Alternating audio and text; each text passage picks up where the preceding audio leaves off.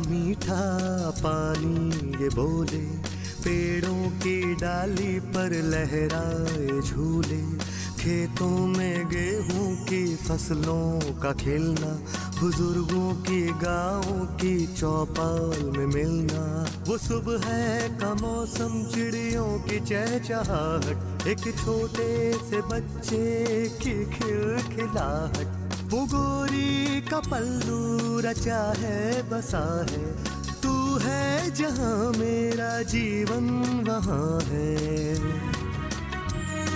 माँ जैसा है आंचल दामन मिट्टी का, दामन मिट्टी का।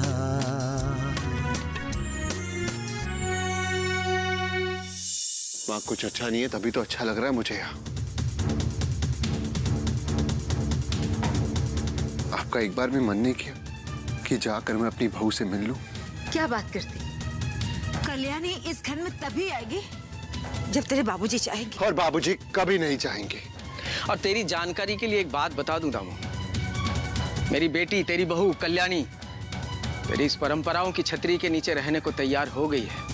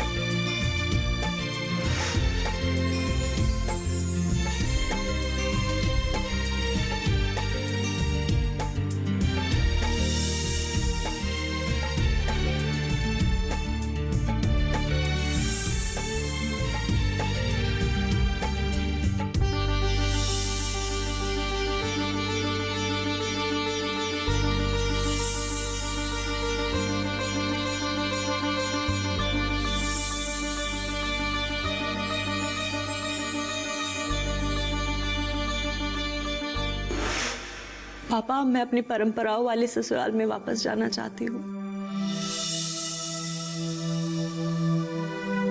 या तो आप मुझे छोड़ाइए या मेरे ससुर जी को कहिए कि मुझे ले जाए। तुमने फैसला कर लिया? तुम अपने ससुराल वापस जाना चाहती हो?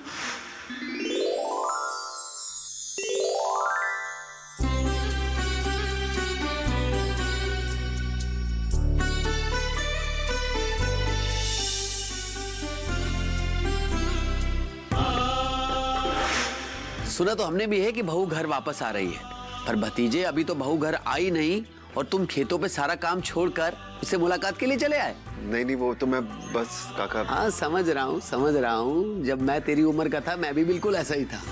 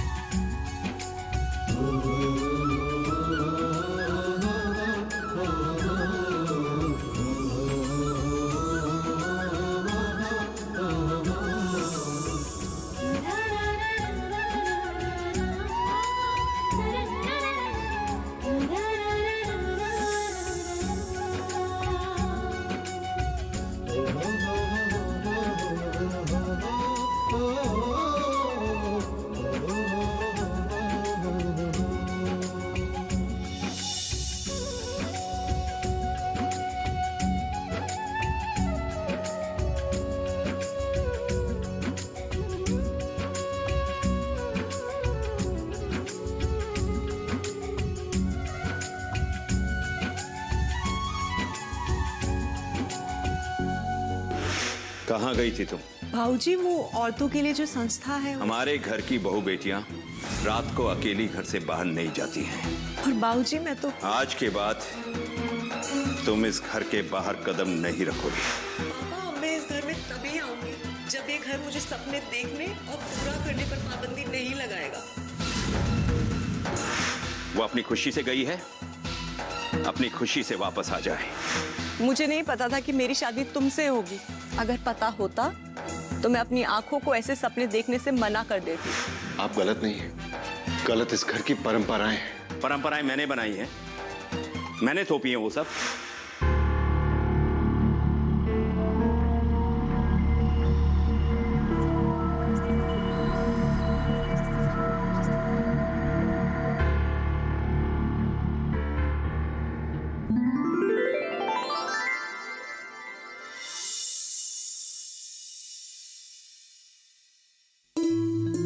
माँ, आज तो तुमने पूरे घर की साफ सफाई कर दी है और तो तुम बहुत खुश लग रही हो।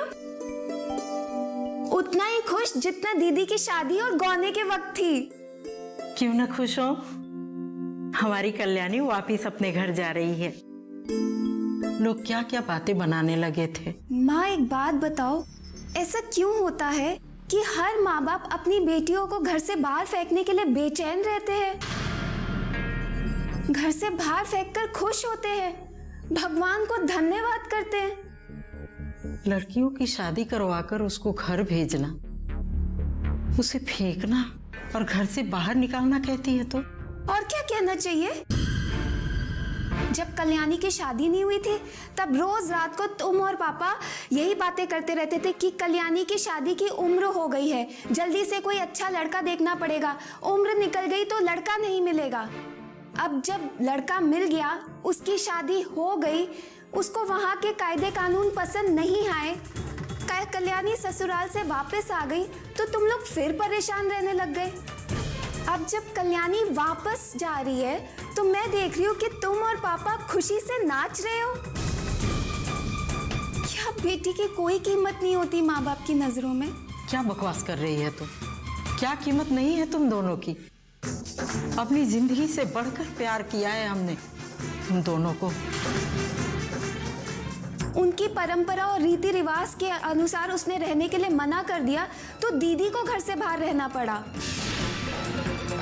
अब वो लोग दीदी को क्यों लेके जा रहे हैं? हाँ, इसलिए कि दीदी उनके हिसाब से रहने के लिए मान गई। अगर ना मानती तो वो लोग दीदी को नहीं लेते माँ। दामन मिट्टी का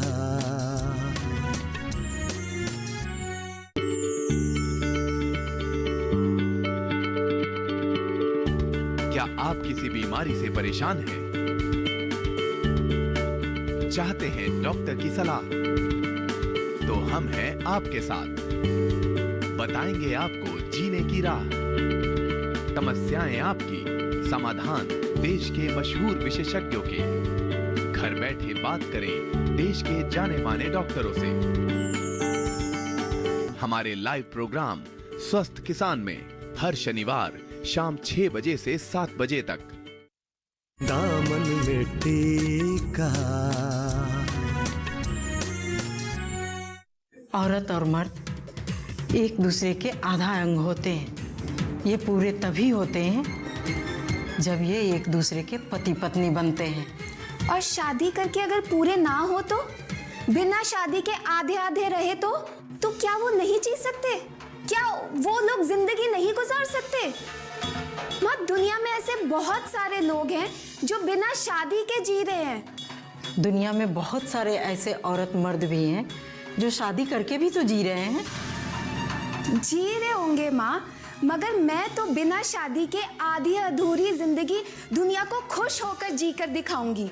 कोई कीमत, कोई सम्मान नहीं होता औरत का।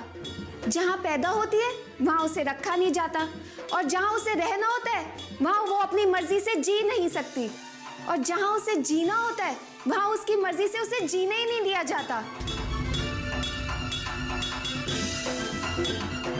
देखो ना, उनकी परंपरा और रीति रिवाज के अनुसार उसने रहने के लिए मना कर दिया तो दीदी को घर से बाहर रहना पड़ा। अब वो लोग दीदी को क्यों लेके जा रहे हैं? हाँ, इसलिए कि दीदी उनके हिसाब से रहने के लिए मान गई। अगर ना मानती तो वो लोग दीदी को नहीं लेते माँ, और अपने बेटे की शादी किसी और लड़की से करा देते। तू कहना क्या चाहती है? अब मैं कभी भी लड़की के रूप में जन्म नहीं लूंगी। अब मैं लड़के के रूप में जन्म लूंगी, और जहां जन्म लूंगी वहीं रहूंगी। किसी और की परंपरा के छत के नीचे नहीं जाऊंगी। तुझे जो करना है करना। अभी चल, पहले घर के साफ सफाई में हाथ बटा मेरा। चल। मैं नहीं पटाऊंगी हाथ माँ, मुझे नहीं अच्छा लग रहा कल्याणी वहां जा रही है। माँ, ऐसा तुम्हारे साथ होता तो तुम्हें कैसा लगता?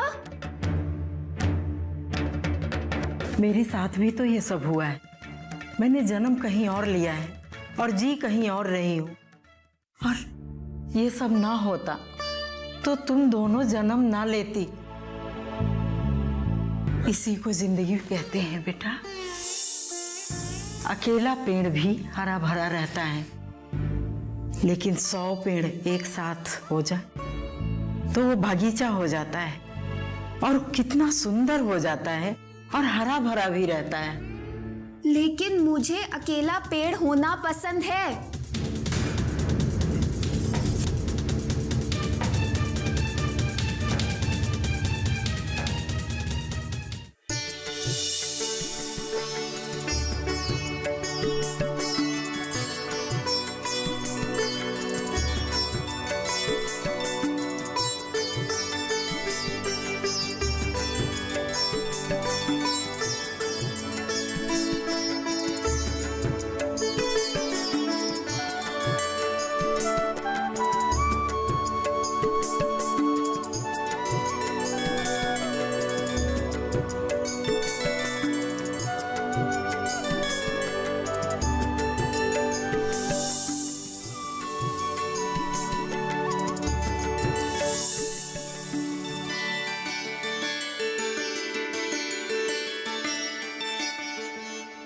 अरे वाह, आज पूरा का पूरा घर घर बनाने में लगा हुआ है, और घर की लक्ष्मियां नई लक्ष्मी के स्वागत में लगी हैं।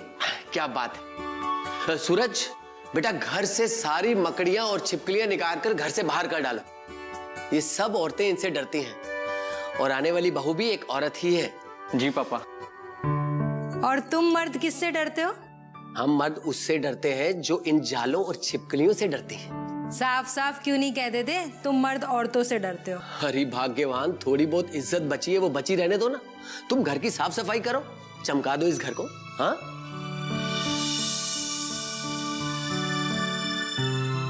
घर कितना गंदा है, कुछ रंग वंग क्यों नहीं करवा देते?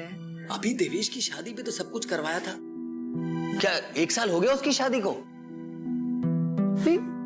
1 महीना हुआ है शादी ब्याह आवन जावन को, और तुम कह रही हो सब कुछ गंदा हो गया है, कलर करवा दो। अब घर को धोबी को दे दो या धोने डाल दो। अब 10-10 दिन में आवन जावन और शादी रहेगा तो ये पेंटिंग तो हमारा ही रंग उतार देगी। तुम्हें घर गंदा नहीं दिखता है क्या? भाई दिख रहा है घर गंदा, पर उसको साफ करने वाली भी तो दिख रही है। देखो आराध्या, ये गांव है, गांव के लोग और गांव ऐसा ही होता है। हमारा तो दामन ही मिट्टी का है। तुम गीला कपड़ा लो और गीला कपड़ा लेके इन दीवारों पे मार दो, सारी धूल मिट्टी उतर जाएगी और घर चमक उठेगा। अरे बहू के आवन जावन वाली रस्म है, इसमें शादी ब्याह वाला खर्चा मत करवाओ। भाभी, आज खाना नहीं मिलेगा क्या? मिलेगा भैया, लेकिन थोड़ी देर में, ठीक है? चलो, अगर नहीं भी मिलेगा तो चलेगा। नई बहू के आने की खुशी में व्रत रख लेंगे। आप भी ना देवर जी। मुझे कुछ नहीं पता। घर की सफाई के बाद हम बाजार जाएंगे। बाजार क्यों जाएंगे भाई? हम तो सब कुछ अपने खेतों में उगाते हैं, बाजार जाने की क्या जरूरत है? अच्छा, तो साड़ी, लाली, चूड़ी, ये सब आप मुझे खेतों में उगा के दोगे? मुझे कुछ नहीं पता, हम जाएंगे बाजार। एक बात बताओ आराध्या, इस घर में घर की बहू विदा होकर आने वाली है या हमारी बीवी विदा होकर जाने वाली है? मुझे नहीं पता। मैं बहू का स्वागत पुराने कपड़े और चूड़ियों में नहीं करने वाली। ओहो, तो सास भी बहू की तरह सज धज कर उसका स्वागत करेंगी। अरे इस घर में दहेज लेने का चलन नहीं है, तो खर्चा सोच समझकर ही करना। जैसे तुम घर की साफ सफाई कर रही हो ना, वैसे साबुन लेके अपने कपड़ों को धो डालो। अब नए कपड़े और गहने तुम्हें सूरज की या देवयानी की शादी पे ही मिलेंगे, समझी तुम?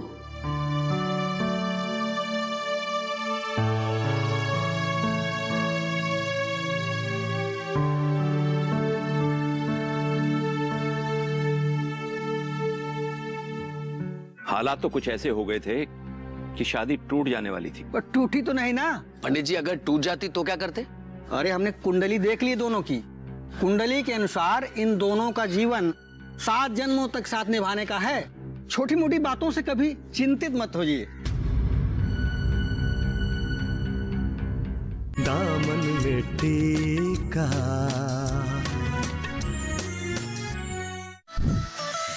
खुशहाल होंगे खेत, पशु रहेंगे स्वस्थ, सरकारी स्कीम का होगा लाभ, जब एक्सपर्ट्स का मिलेगा साथ, आपके सवाल विशेषज्ञों के जवाब, सिर्फ एक फोन कॉल की दूरी पर। देखिए किसानों का अपना प्रोग्राम हेलो किसान, सोमवार से शुक्रवार शाम 6 बजे से सिर्फ दूरदर्शन किसान पर। दामन में टीका।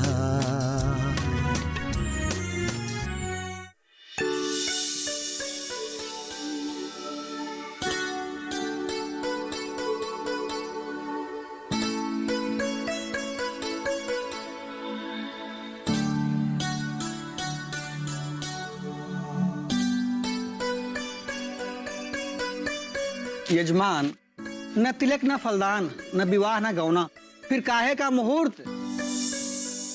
अरे बहू के आवन जावन के लिए तो साल भर का मुहूर्त है। जब मन चाहो उसकी विदाई कर दो और जब मन चाहो उसे ले आओ। पंडित जी, पिछली बार बिना मुहूर्त के ले आए थे, इसीलिए सब कुछ बिगड़ गया। प्रणाम पंडित जी। खुश रहो बेटा। पंडित जी, हालात तो कुछ ऐसे हो गए थे कि शादी टूट जाने वाली थी। पर टूटी तो नहीं ना। पंडित जी, अगर टूट जाती तो क्या करते? अरे हमने कुंडली देख ली दोनों की। कुंडली के अनुसार इन दोनों का जीवन 7 जन्मों तक साथ निभाने का है। छोटी मोटी बातों से कभी चिंतित मत होइए। फिर भी पंडित जी, एक बार पंचांग पर आप नजर दौड़ा लीजिए। हमने नजर डाल ली है। कोई भी बाधा और कोई भी संकट नहीं है।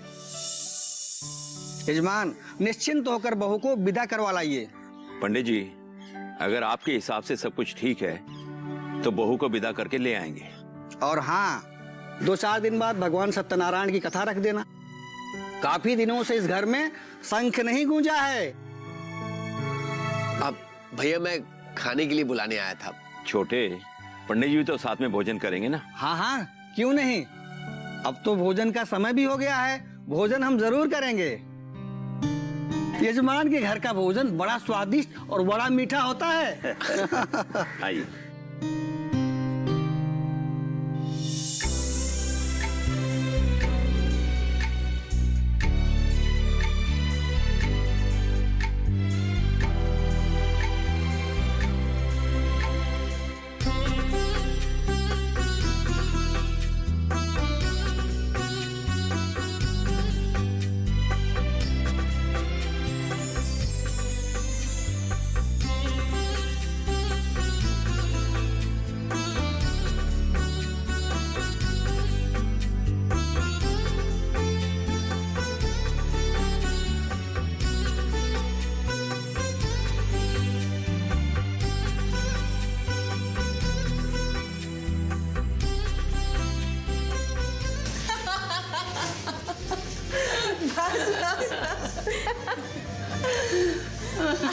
आप लोगों की इस खुशी को देखकर आज लगने लगा है कि मेरे सारे सपने पूरे हो गए।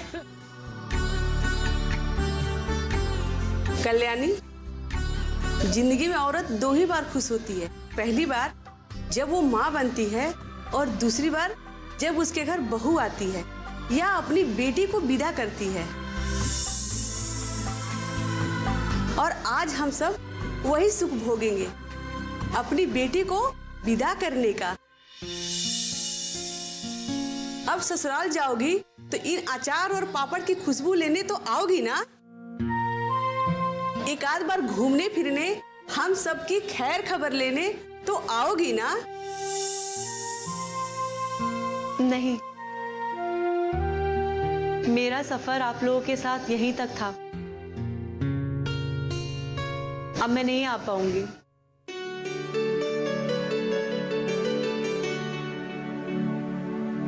कोई बात नहीं, तुम नहीं आ सकती तो हम सब तो आ सकते हैं तुमसे मिलने। हाँ, क्यों नहीं, जरूर आना। कल्याणी, जो तुमने हम सब के लिए किया, हम और हमारा परिवार बहुत कर्जदार रहेगा। जो तुमने हम सबको काम दिया है, हम बहुत मेहनत से ये काम करेंगे और गांव के हर एक औरत की हाथ मजबूत करेंगे। और तुम्हारी शादीशुदा जिंदगी के लिए हम सभी औरतों की तरफ से ढेर सारी शुभकामनाएं। धन्यवाद। तुम कहना क्या चाहते हो? कि आप घर की बहू को लेकर आ रहे हो तो उसका मान सम्मान करना, ज्यादती मत करना। अगर हमारी कल्याणी गांव में ही, गांव की ही औरतों के साथ कहीं आती है जाती है तो क्या गलत करती है वो? अब उनकी बहू है, जैसे वो चाहे वैसे रखें। लो, कल्याणी भी आ गई, हम साथ में मिलकर खाना खाएंगे आज। हाँ, वो संस्था की औरतों ने खिला दिया था। वो लोग आज बहुत उदास थी ना, क्योंकि आज के बाद तो मैं वहां कभी नहीं जाऊंगी।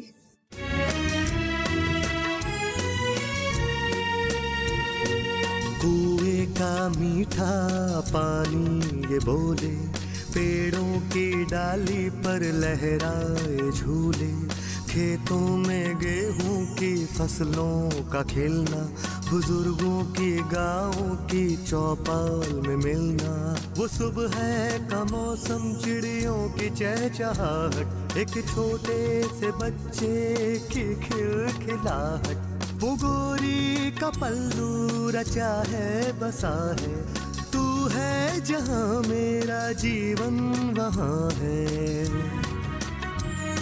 माँ जैसा है आंचल, दामन मिट्टी का, दामन मिट्टी का।